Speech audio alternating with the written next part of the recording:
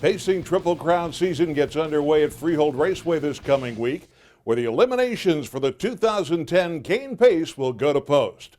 Hi everyone, I'm John Pavlak. Welcome to another edition of Eye on Harness Racing.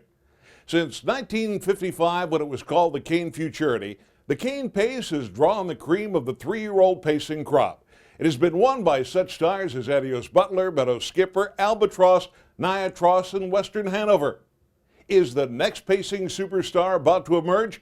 Time, of course, will tell. And here's the draw for post positions for this Saturday at Freehold. Bee Gees Folly, Del Marvelous, and One More Laugh have all been seeded into the September 6th Cane Final, which leaves 5 of the 8 who will start in this Saturday's $100,000 elimination to advance. I'm Gorgeous Valentino and Rocket Image have all won more than $200,000 this year and will be among the favorites. And only Urgent Action, who hasn't won in 10 tries this year, seems to be a real long shot in this field. The sport's leading 3-year-old Pacers were in action at Harris Chester this past Sunday, where the $500,000 Battle of Brandywine was featured. Rock and Roll Heaven moved to the top of the sophomore class, as measured by earnings, when he came flying at the end on the way to a stakes and track record. Del Marvelous full out, a 16th to go, and Rock and Roll Heaven has the upper hand. Rock and Roll Heaven wins. I was following a good horse, like One More Lap, I was feeling good about that. I know that one could carry me to top of the stretch, easy. We'll probably go to Yonkers in school either this Friday or the following Friday, see how he is on the half-mile track. The next thing that he's got on his agenda would be the Little Brown Jug. Now, the issue with the Jug is it's 2 heats, 9 days before the Breeders' Crown. The Jug's in Ohio, the Breeders' Crown's in Pennsylvania, and I still contend the Breeders' Crown is a crucial race for Rock and Roll Heaven to win if he wants to be the 3-year-old colt of the year. Harness Racing's greatest century comes to life in the pages of 100 Years in Harness, richly illustrated with some of the most evocative photos ever taken.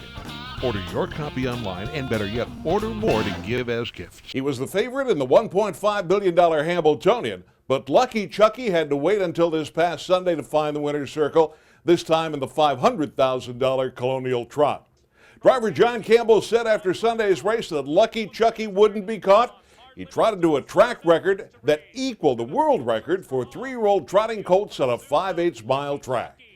Lucky Chucky opens up by 9. A sensational effort in the Colonial. Lucky Chucky. They could have gone around again. Well, I thought it was great today. I had a chance to talk to John, but he looked awful strong. He looked like he was going to lead with him. And when he tucked in, he settled a little bit, come right back out, went to the front, and he was strong. It was a strong performance today. 3-year-old pacing fillies were showcased in the Valley Forge at Chester, and Put On a Show did just that with driver Tim Tetrick aboard. Put On a Show is back to strike the front. It's Put On a Show to win the Valley Forge. Put On a Show by 2 lengths on the line. Yeah, she's as good as she's been. Last week wasn't her best effort in the Hambletonian day, but she trip didn't work out best either. So a lot of complications there, but it was good today. Well, her performance today was, up to what she usually is. She's never had a 2-hole trip. She's never left and made the lead before. But today was the day to do that. Obviously, being she's always raced on a mile or 7/8. She's never raced on a 5/8. So it was a little bit of new territory for her. But training on a 5/8, so I wasn't really that concerned about it. But we knew we had to change tactics, and Timmy knew that, and she handled it.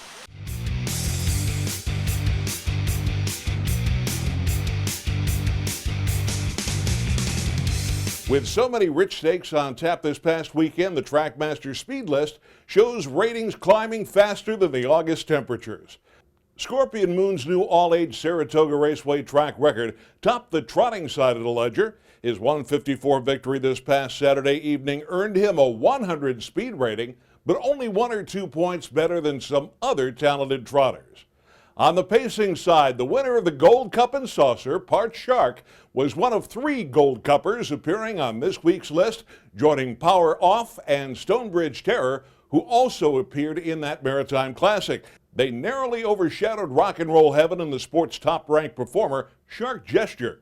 Speed ratings accepted as official by the U.S. Trotting Association are available exclusively from Trackmaster and a key factor in anyone's handicapping efforts.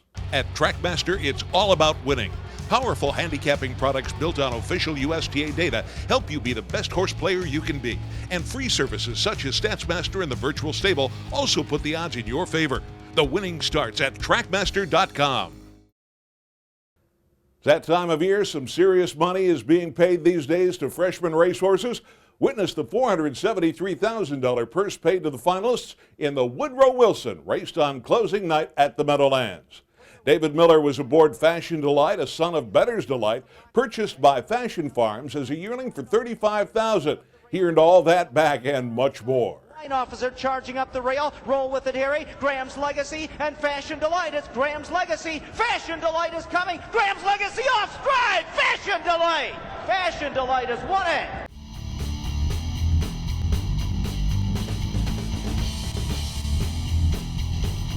Have you had the opportunity to visit a county fair racetrack this summer? Make sure you do.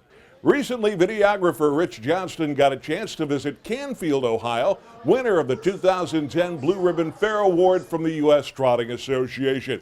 You can see all of this video at our YouTube site, youtube.com/US Trotting, but here's a snippet. There's 353 acres of pleasure here. There's food vendors, there's agriculture exhibits, there's the horse displays, there's the harness racing, there's free entertainment.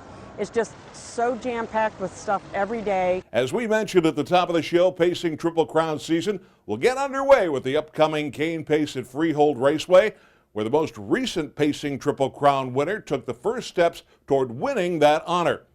It was September 1st, 2003 when driver David Miller, and no pun intended, a striking son of Cam Fella, began their sweep at Freehold Raceway. And it is up for grabs. High theater here at Freehold in the cane. On the inside, All-American Native. And Campbell's in trouble, and he can't hold off. No pun intended. No pun intended. He's on his way. He's a 2003 Cane Pace champion. We'll report on this year's Cane Pace and plenty more when we return next week. In the meantime, if you have any questions or comments about our show, please send them to i@ustrotting.com. We'd love to hear from you.